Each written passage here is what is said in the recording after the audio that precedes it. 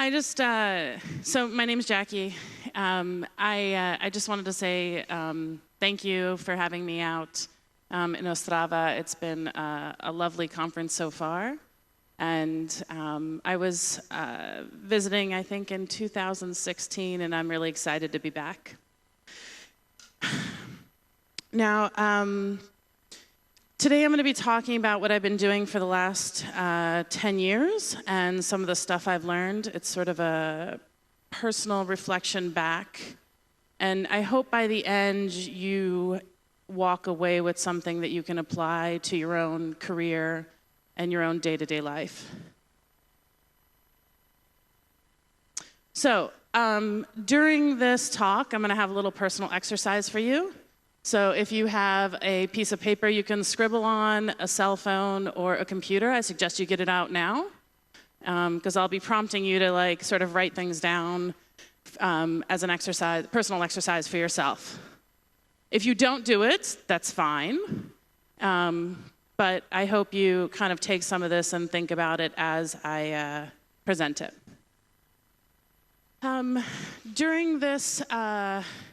During this presentation, I'll be talking about some sensitive stuff, including mental health issues, relationships, as well as death. If you need to step out of the room now or any time during the talk, I won't take offense to it. Feel more than welcome. So the past 10 years, looking at my resume, you might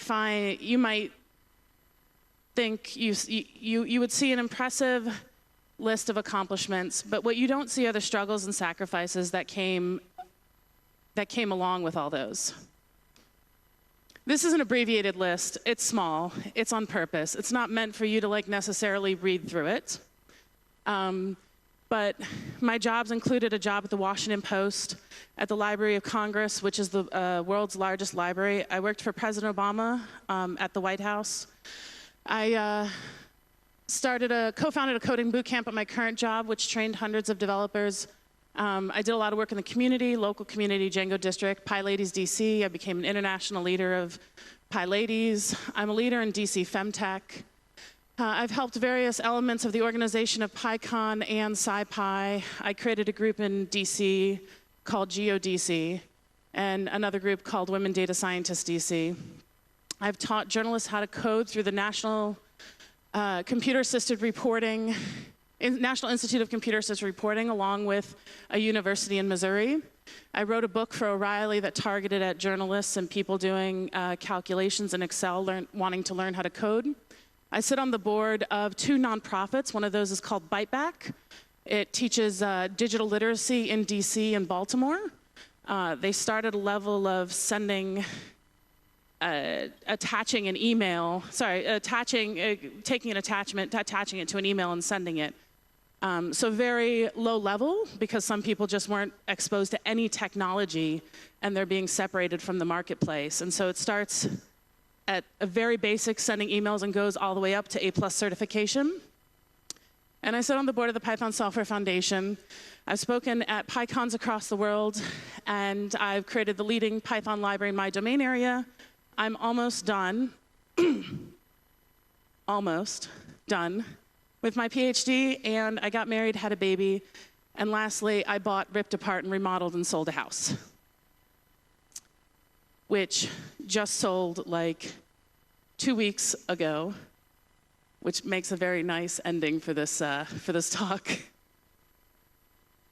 So doing all these things for the last 10 years is like juggling a bunch of balls, and just when you think you figured it out, they change weights and speeds and velocities, and maybe they even change shapes, and then they go flying across the room.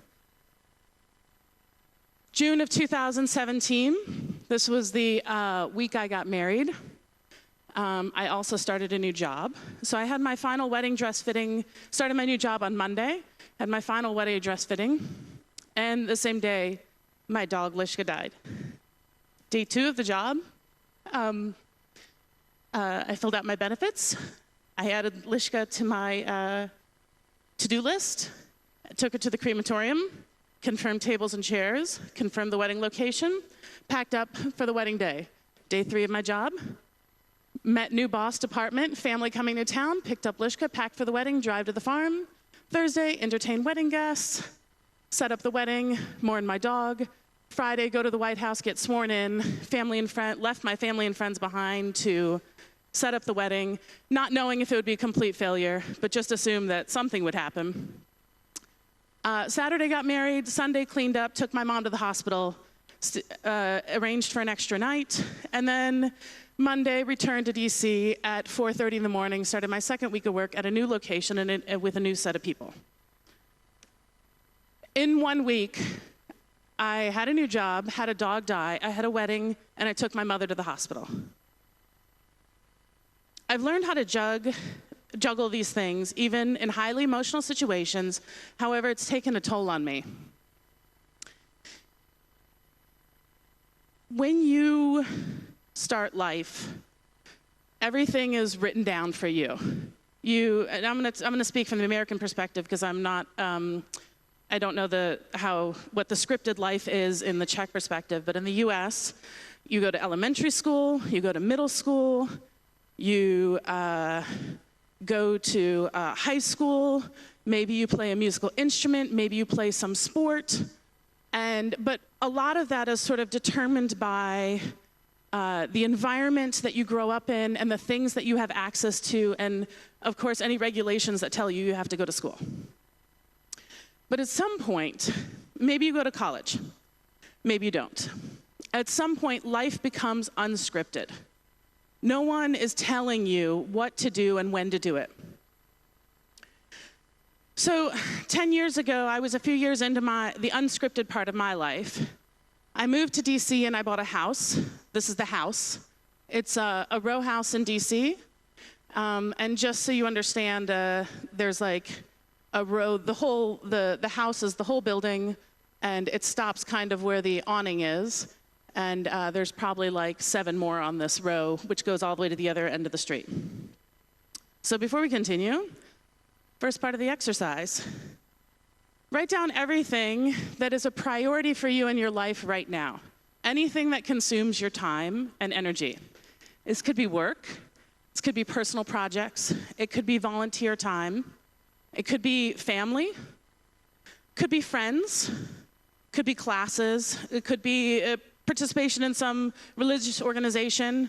It could be exercise or fitness. Anything that takes your time on a daily basis. So 10 years ago, by the way, this is original wallpaper from the house. And then when I started to remove it, I found more wallpaper underneath. 10 years ago, I started the Washington Post. I was trained as a journalist, and I taught myself how to code. I built applications for investigative stories, politics, and sports. And it was, I was trained as a journalist. I got to work at the Washington Post. I mean, it was great. Life was good. I love my work, so it didn't feel like work. The house now, that was real work. There was so much to do. So my husband and I created a 5-year plan. And from the very beginning, there were surprises around every corner, like the first day. When we closed the house, we had a big key ring of keys, and the front door had 5 locks on it. It was a double door with like 5 locks. We couldn't find the last key, so my husband jumps over the fence into the backyard. And what he finds is a very large mastiff in the backyard who goes to attack him. And he, you probably know that insurance and healthcare is messed up in the US. So I was the one who had a job. I was the one with health insurance. And he did not have a job at the time, and we were not married. So he has no health insurance. So at that time, I tried to then distract the dog in some sort of awkward, fall over on the fence, because I'm not as nimble as my husband. And we get into the house. There he is. There'll be another picture, a better one. But I had, you know, I was having fun at my job, and I had a personal project that I was interested in, the house. But the dog was my breaking point. I was like, I don't even know what to do with this. I can't deal with it. Plus, we had 2 other dogs. My husband knew how stressful it was, and he worked with Simon a lot. That's the big one. And after socialization and much training, he became part of the family. As well did the dog. I'm going to throw my husband under the bus a couple times in this talk. Anyways, so yeah. So I loved working at the Washington Post. Now I loved all my dogs and my husband. And I kind of loved the idea of fixing the house, and life was balanced again. So I created a plan. This is not part of the plan. Okay. I created a plan. I was going to rip out this pink and purple bathroom with leaky plumbing that dripped into our living room, and this green bathroom, which never worked. Every time somebody accidentally tried to use it, it would just like shower in the living room. It was horrible.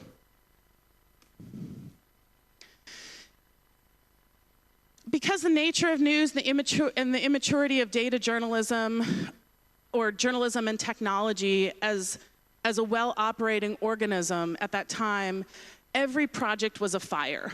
If you can imagine being at your job and you had a deadline every week, and it's all a fire. Because once you miss the deadline in a news organization, it's gone.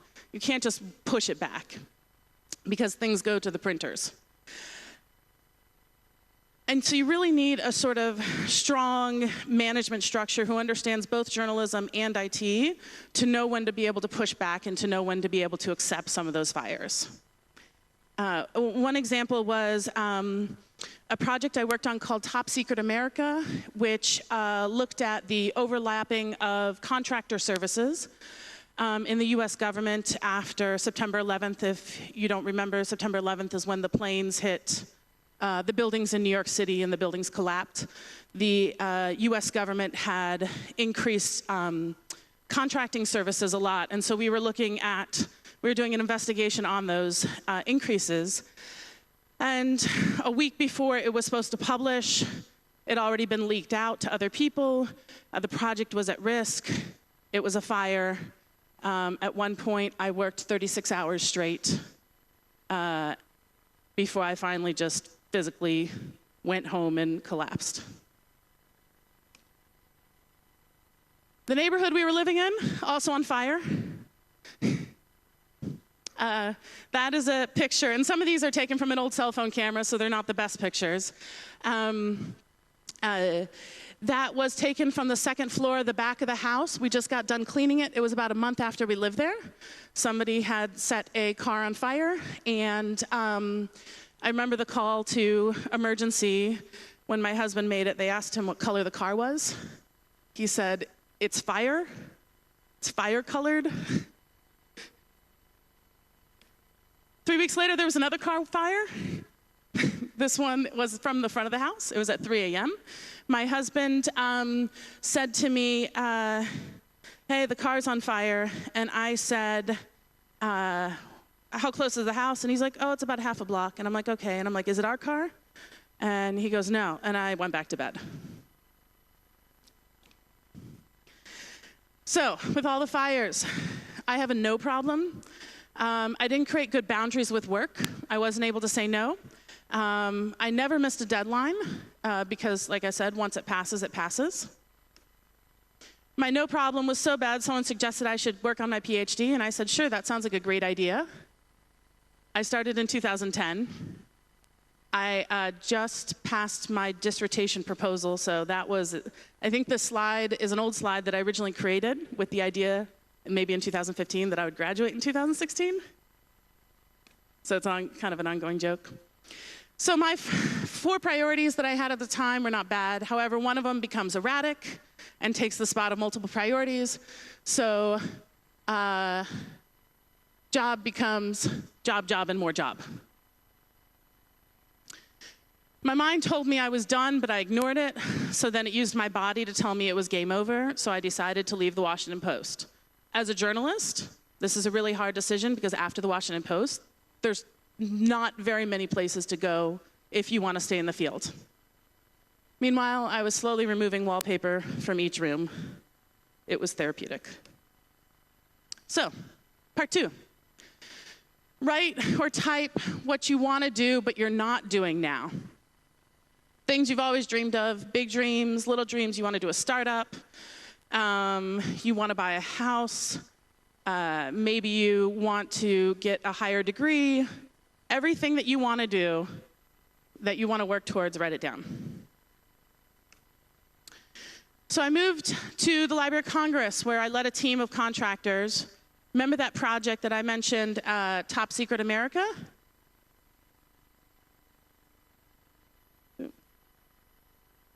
I guess okay. That project that I mentioned, Top Secret America, I went to work for a company featured in that project called CACI, which worked with the Library of Congress. At my last job, I could not maintain boundaries. This job maintained them for me. They maintained them for me because the building I worked in locked at 6:15 p.m. And during my first week of work, I decided one day to stay until 6:30, at which point I got locked inside the Library of Congress. And they have tunnels underneath, and I had to then wander the tunnels to figure out how to get out of work. It took me like an hour.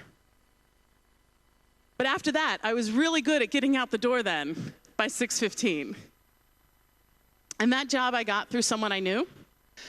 And the previous job, I got that through someone in my network as well.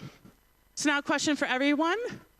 How many of you have gotten a job before through someone you knew or through someone in your network? Raise your hand.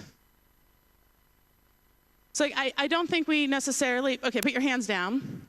Now, how many of you have actually targeted a company? Like said, I want to work for that company. I'm going to go after that company, so I'm going to go meet those people from that company. Raise your hand. Oh, that's awesome.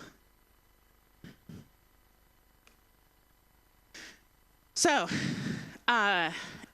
if you want to work for that company, consciously use your network.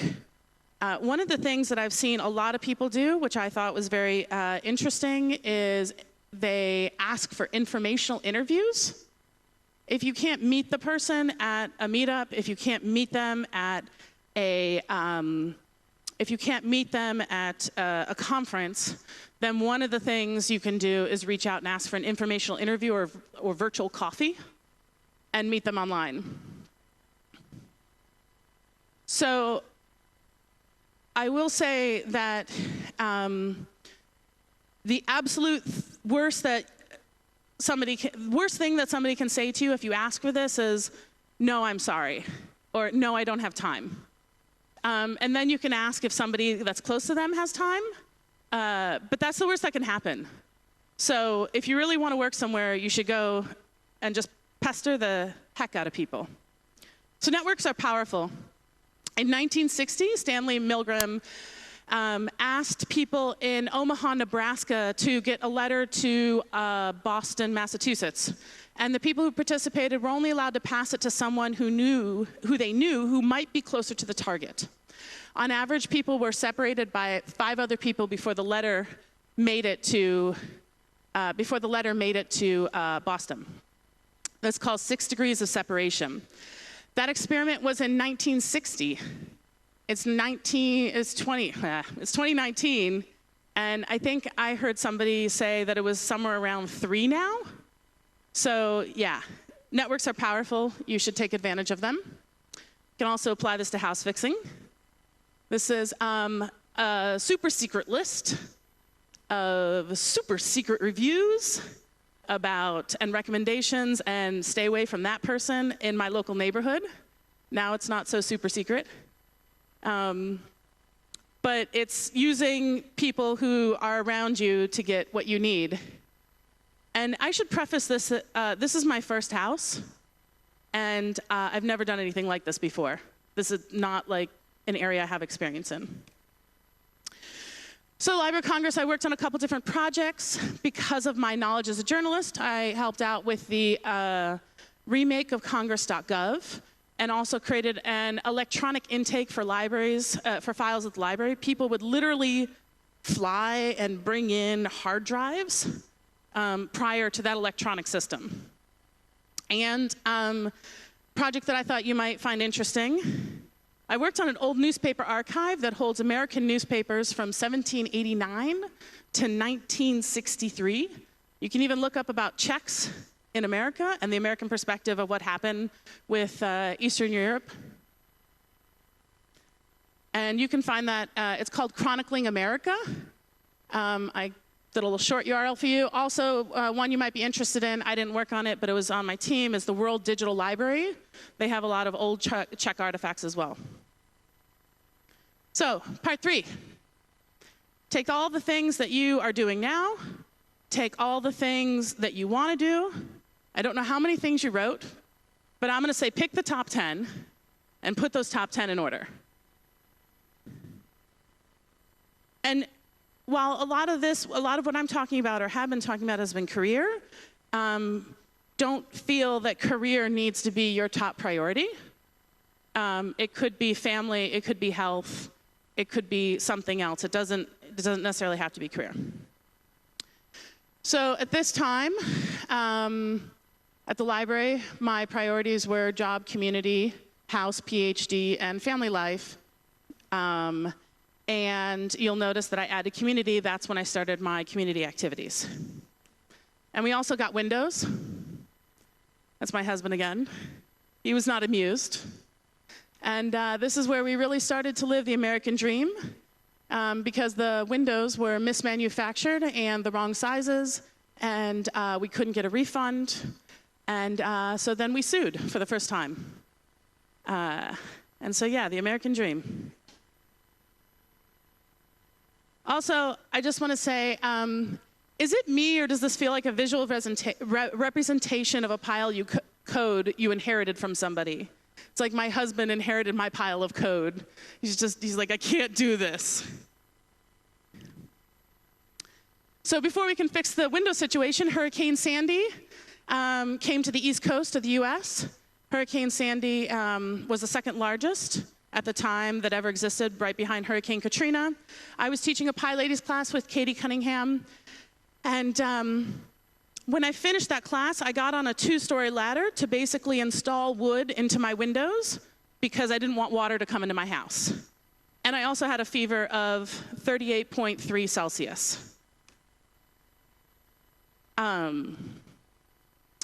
In these situations, I always tell myself, you will survive, as bad as it seems, because the one thing you can count on is that eventually time will pass. And how you end up on the other side could be good, it could be bad, but that moment when you're feeling that horrible, terrible feeling, like when I'm on that ladder and I feel like I have to install that window, I know that in the end, I'm gonna get off that ladder, and maybe I did a good job, and maybe I did a bad job, but it'll be over at that point. And I pushed myself to a breaking point again. I added more and more community and more house. And there was little room to grow at the Library of Congress, so I moved on. Applied for 2 jobs. One at the Consumer Financial Protection Bureau, and I got an offer. I'll refer to that as CFPB from now on. It's the financial arm of the government that was created after the downfall of the 2008 housing crisis. And the second was the White House Presidential Innovation Fellowship.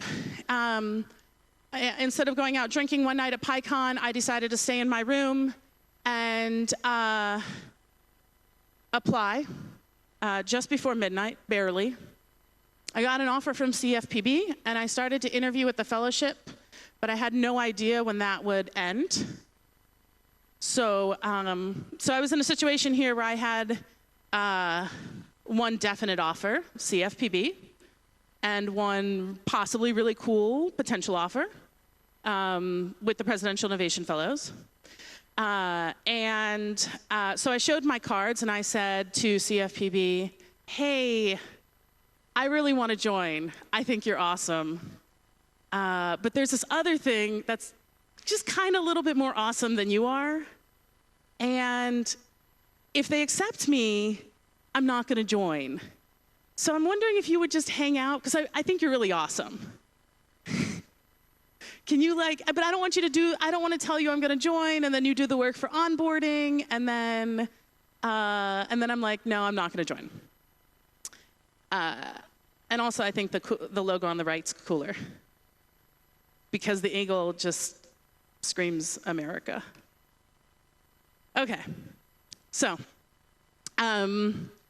for jobs and also construction work estimates, the more you can gather up more than one bid, the better for you, because it also puts you in a safer place to be able to walk away, and walking away gives you the confidence then to negotiate better. But if you're like my mother, and by the way, both my parents are Czech, you will get, if you're like my mother, you will get 25 bids for one little tiny job.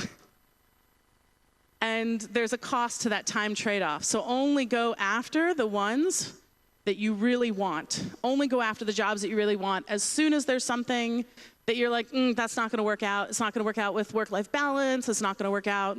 I don't like the work. Just be like, thank you, no thank you, I'm no longer interested. All of us are highly employable. So let's take a moment to ground ourselves. We are in an industry in a time where there's jobs. I'm not sure of the state in the Czech Republic, but in the US, there are lots of jobs, and it's very easy to go just get another one. And with remote work, it makes it even easier. We make decent salaries, and you don't need a college education. But everything will change in time, and I think we should acknowledge that we might be like the coal miners of yesteryear, meaning we might be in a heyday, and maybe 30 years from now, or 20 years from now, the industry changes so much, and some of us don't adapt, and we are in a situation where we can't find jobs. And I'm saying this because right now it's great, but I want you all to think of that possibility and plan appropriately. So the fellowship, I had 2 interviews and 2 offers. One was at the Department of Education, and that's the little star is where the door for the Department of Education is. And the other was at the Federal Emergency Management Agency, and that's where the door for the Federal Emergency Management Agency is, FEMA. And I ended up accepting the Federal Emergency Management Fellowship over the Education Fellowship, but Department of Ed still left their door open if I wanted to just cross the street. So all the Presidential Innovation Fellows, a common trait is that we're impact junkies. Hurricane Sandy was one of the most costly hurricanes in the US. It cost $70 billion US. And so just to summarize, I'm an impact junkie with a no problem. And through all this, I've realized that I have these 2 problems, and that's why I'm here to talk to you today. So I went to the White House, and I felt empowered to move mountains and to do things that impacted hundreds of millions of people. The fellowship I had was just 6 months, and then I would have no job. Now, let's put this in a context. At this particular time, my husband also didn't have a job. So in 6 months, we would have no way to pay our mortgage, or our grocery bill, or our electric bill, or any other bill we had. But I felt like I had enough data to know that I don't know where I would end up, but I would be okay, because there was one class ahead of me of fellows, and they all ended up okay. I just didn't know where I would be okay. I got to work closely with 2 US chief technology officers that were appointed by President Obama. And together we were able to reduce the time to put money in the hands of survivors of a disaster so they could rebuild their lives. I got recognized by the president, and my work has resulted, I think this is the coolest. My work got an American intelligence agency on GitHub to release the project that I was working on, which was this project called GeoQ. And I got some fancy M&Ms.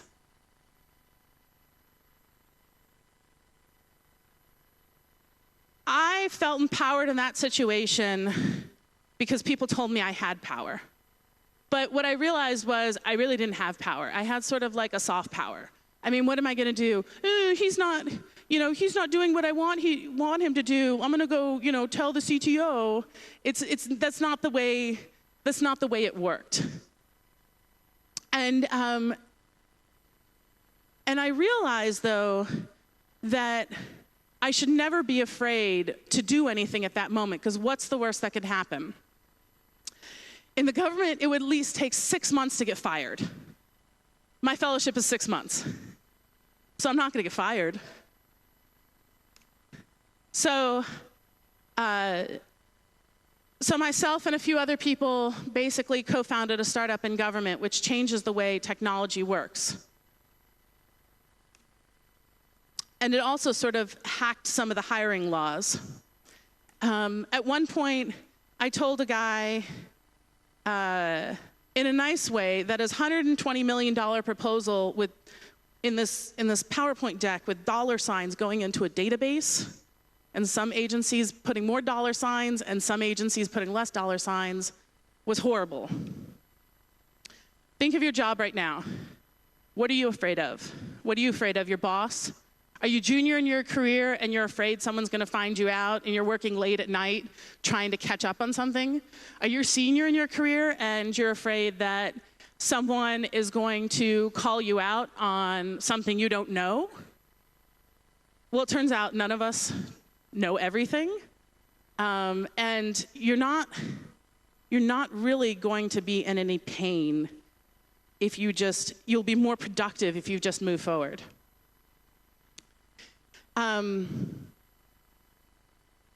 So what's the worst, absolute worst? What's the worst that can happen if someone found out, if you acted upon that fear, whether it was confronting your boss or allowing people to know the stuff you didn't know? What's the worst? I would say you can get fired. Well, that's bad, but there's lots of jobs out there. So then at that point, what you need to do is just save some money. And then you can't save money for a couple months to cover yourself, or draw, if you have the ability to take a loan from your retirement or some other, safety net. Create that safety net for yourself, and then be fearless. Practical, but fearless. And so time will pass. The one thing you can guarantee is that time will pass. And you won't remember the fear as much as you remember the things that you didn't do. So I became fearless with the house.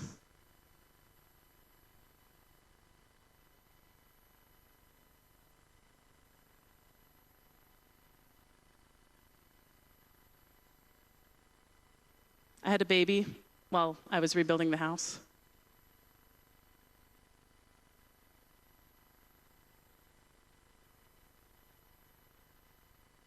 And this is the same house that you saw.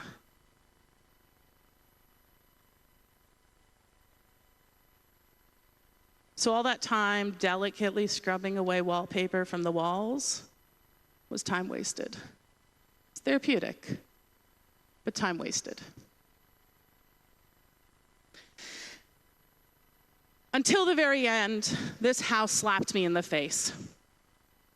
Around 2015, my husband named it Nixon, like Richard Nixon, the US president. He said it was because it was full of lies. And to the very end, we were in contract, US, to sell a house. You go into contract, you have these inspection contingency, so the buyers can pull out after the inspection. You have an appraisal contingency. If the house is not worth what the bank says, the appraiser says it's worth, the bank won't cover the mortgage.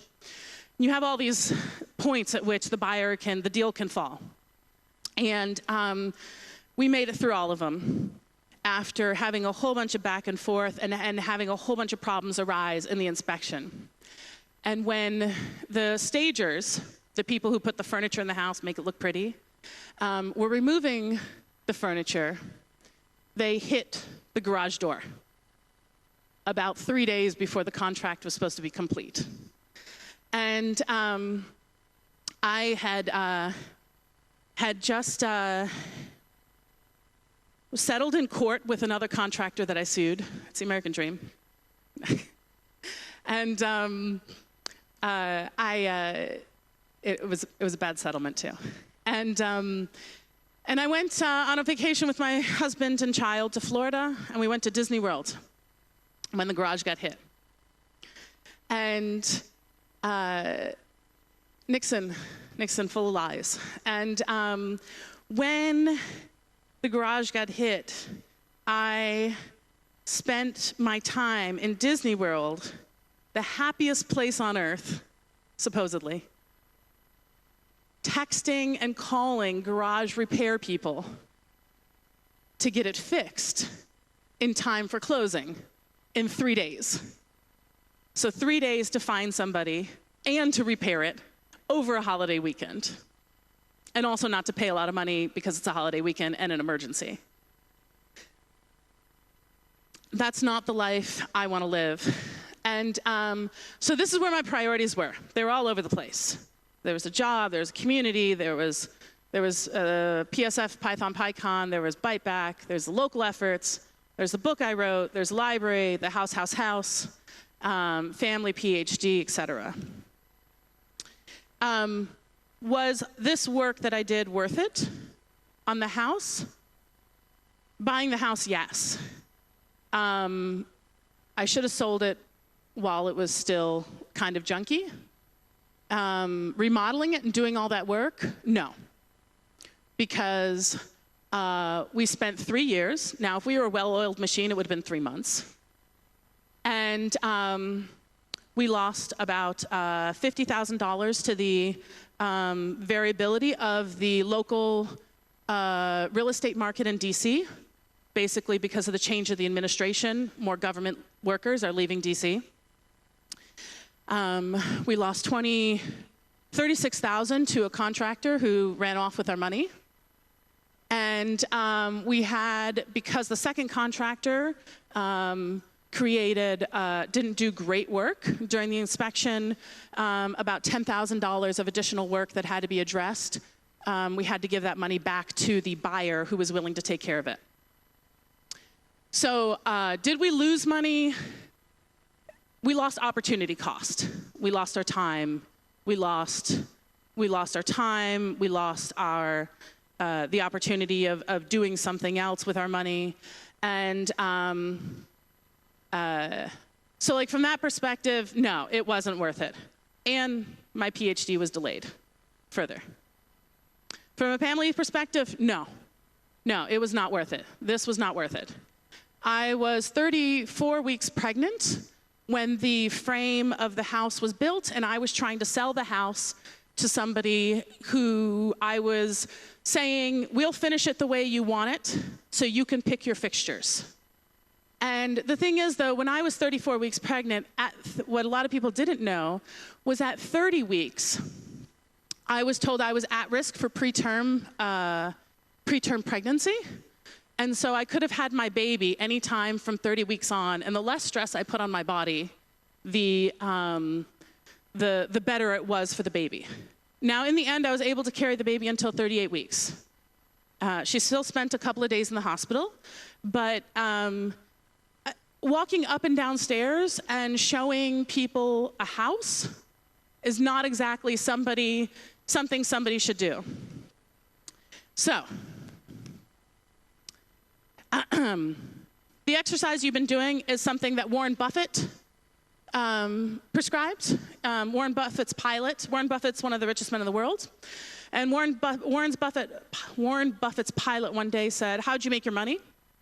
And And he told his pilot to write down everything he was working on. And then he told him to put it in order. And then after that, he told him to draw a line. Now, the line that you draw is going to be between, I would say, somewhere between 3 and 6 items on your list. And where you draw that line really depends on how much you really want to focus, how much you want to save your top items, and also how time-consuming they are. Like that job at the Washington Post is not just 1 item. That job is 2 items, at least. So here's my list.